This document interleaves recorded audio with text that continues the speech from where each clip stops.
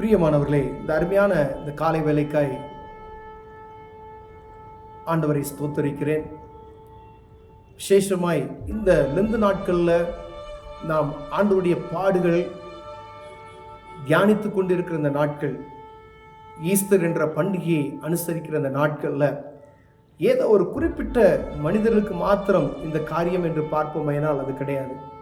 இந்த பூமியில் இருக்கக்கூடிய அனைத்து மனிதர்களுக்காகவும், இந்த பூமியில மனுஷனாக உருவாக்கப்பட்ட ஒவ்வொரு மனிதனுக்காகவும் ஆண்டவராகிய இயேசு கிறிஸ்து இந்த பூமிக்கு வந்து மனிதனுடைய பாவத்தை மன்னிப்பதற்காகவே இயேசு கிறிஸ்து பூமிக்கு வந்து பாடுபட்டார். இரத்தம் சிந்தி நம்மை மீட்டு கொள்ளும்படியாய் உலகத்தில் இருக்கிற ஒவ்வொரு தனிப்பட்ட மனிதனுக்காகவும் தன்னை விலைக்கிரயமாய் கொடுத்திருக்கிறார் கடவுள். ஏன்னா நம்முடைய பாவத்தை மன்னிப்பதற்கு ஏதோ கோழி ரத்தமோ ஆட்டு ரத்தமோ அதெல்லாம் பத்தாதுன்னு சொல்லி தான் ஆண்டவர் அவரே இறங்கி வந்து தன்னையே பலியாய் கொடுத்தார். என் மகன் ஏற்றுக்கொள்வாளா என்று சொல்லி இந்த பூமிக்கு வந்தார். பிரியமானவர்களே, இந்த ஈஸ்டர் பண்டிகை அவருடைய உயிர்த்தெழுதல் நாளை கொண்டாடி கொண்டு இருக்கிறோம். இந்த நாட்களில் அவர் பாடுகளை தியானித்து கொண்டு இருக்கிறோம். ஏதோ கிறிஸ்தவ மக்களுக்கு மாத்திரம் இவருக்கு சொந்தக்காரரா? அப்படிலாம் கிடையாது. உலகத்தில் இருக்கிற ஒவ்வொரு மனிதனுக்கும் அவர் சொந்தக்காரர். ஒவ்வொரு மனிதனுக்காக அவர் அடிக்கப்பட்டார். ஒவ்வொரு மனிதனுக்காக அவர் ஒவ்வொரு சொட்டு ரத்தம் சிந்தப்பட்டது என்பதை நாம் அறிந்து கொள்ளும்படி அழைக்கப்படுகிறோம். பிரியமானவர்களே, ஏன்னா அவருடைய வருகை சீக்கிரம் வருகிறது. இந்த காரியம் உலகமெங்கும் சொல்லிக் கொண்டு இருக்கிறார்கள். ஆனால் எவ்வளவு தூரத்துக்கு அது போயிருக்கு என்பதை நம்ம அறிய முடியாது. பிரியமான, ஆனால் இந்த செய்தியை பார்த்து கொண்டு இருக்கிற அன்பு சகோதரனை சகோதரியே, ஆண்டவர் உங்களுக்காக சிலுவையில் அறையப்பட்டார். பிரியமானவர்களே, சிலுவையில் அறையப்பட்ட நோக்கம் நாம் பாவிகள் என்பதற்காக ஏதோ ஒரு காரியத்தில் இந்த மனிதனாய் பிறந்த மனிதர் ஒவ்வொருவரும் பாவம் செய்து விட்டான் என்பதை ஆண்டவர் அறிந்து மனிதனுடைய பாவத்தை மன்னிப்பதற்காக ஒவ்வொரு தனிப்பட்ட மனிதனுக்காக அவர் ரத்தம் சிந்தி நம்மளை மீட்டு கொண்டிருக்கிறார். விலைக்கரையும் கொடுத்து நம்மை வாங்கியிருக்கிறார். பிரியமானவர்களே, எல்லாருக்கும் சொந்தக்காரர். கிறிஸ்துவின் உயிர்த்தெழுதல் பண்டிகை எல்லாருக்கும் சொந்தமானது.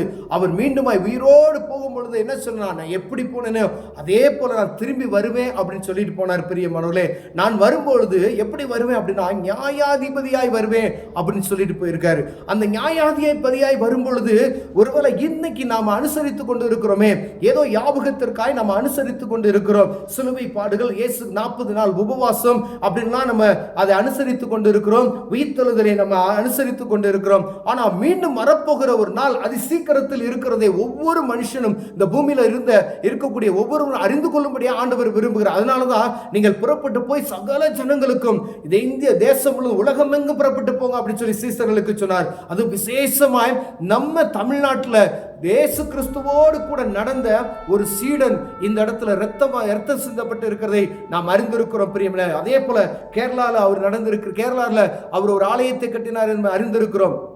நம்ம கேரளாவில் இருக்கிறவங்களும் நம்ம தமிழகத்தில் ரொம்ப விசேஷித்தவர்கள். ஆனால் அந்த இயேசுவோடு கூட நடந்த ஒருத்தர், அவர் ரொம்ப சந்தேக பெறவில்லை. அவர் தோமா, அவர் விரல்ல நான் கைவிட்டு நான் ஒரு ஓட்டை இருக்கான்னு பார்த்து நான் சோதிக்காம நான் விசுவாசிக்க மாட்டேன்னு சொன்னாரு. தோமாவை ஆண்டவர் இயேசு கிறிஸ்து உயிர் தெழுந்ததுக்கு அப்புறம், தோமாவே இந்த பாரு, என் கையை பாரு, என் காலை பாரு அப்படின்னு சொல்லி ஆண்டவர் சொன்னார். பிரியமானவர்களே, அப்படிப்பட்டதான ஒரு சீஷன் வந்து நம்ம தமிழகத்தில் அவர் ரத்தம் சிந்தி இருக்கிறது நம்மை மீட்டுக் கொள்ளும்படியா என்பதை அறிந்து கொள்ளும்படி அழைக்கப்படுகிறோம். ஆனால் ஒரு நாள் வரும், அவர் வரும்பொழுது எல்லா ஜனங்களும் அவருக்கு பின்பதாய் கடந்து செல்ல வேண்டும் என்பதற்காகவே ஆண்டவர் எல்லாரும் அறிந்து கொள்ள வேண்டுகொள்ளும் என்பதற்காகவே அவர் பூமிக்கு வந்தார். அதை ஒவ்வொரு மனிதன் அறிந்து கொள்ளணும். ஏதோ ஒரு குறிப்பிட்ட இடத்துக்காண்டி, குறிப்பிட்ட மனிதனுக்காய், குறிப்பிட்ட மதத்துக்காய் ஆண்டவர் அவர் சிலுவையில் ரத்தம் சிந்தவில்லை. உலகத்தினுடைய எல்லா மனிதனுக்காகவே அவர் ரத்தம் சிந்திருக்கிறார்.